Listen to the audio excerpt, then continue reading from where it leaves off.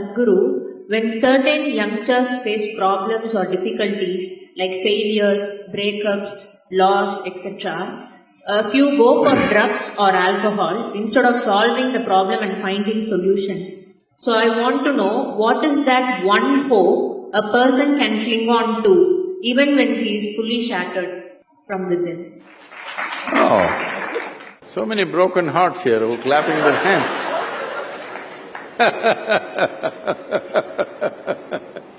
So,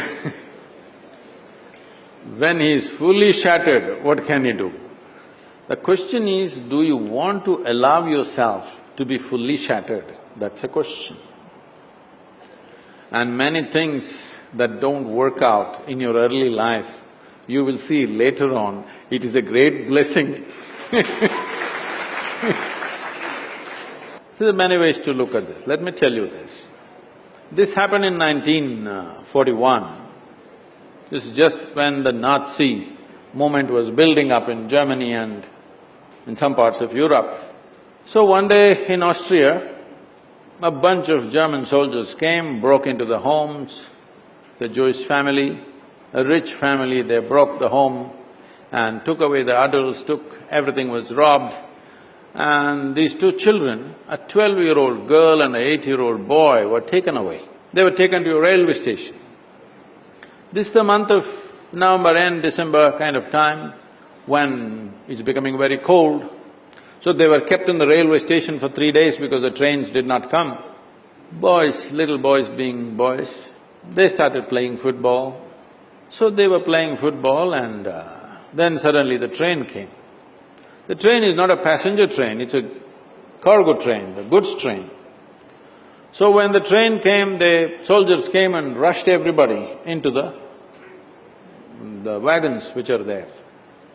Everybody got in and the little boy and the girl also got in, but the little boy forgot to wear his shoes. He left his shoes outside and they pushed him into the wagon. So without shoes he came. His sister, a 12-year-old girl, saw her kid brother coming without shoes and she got mad with him. She held him by the ear, boxed his ears, scolded him nicely, slapped him. She said, "You idiot, already we are in enough trouble, now you come without shoes." Because in Germany in winter, no shoes means you may lose your feet. So she's angry about that. In the next station, the boys and girls were separated.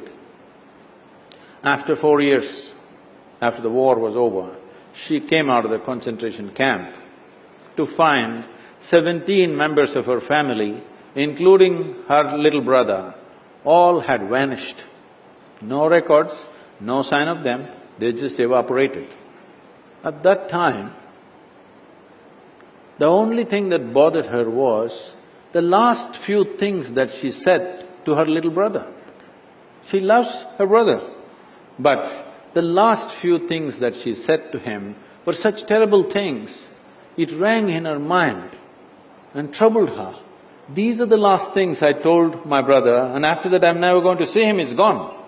So she took a vow, if I speak to anybody in my life, I will speak in such a way, if this is my last word, I will not regret. This one thing transformed her life in such a way. She went on to United States, she died in 2006, she did some phenomenal work, built a hospital somewhere near Chicago, I think.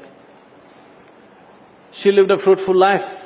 I'm saying, even if you're put through the most horrible situations, either you can come out using that experience as a better human being, or you can use the experience to become a horrible mess. So whenever something hurts you, there are two options.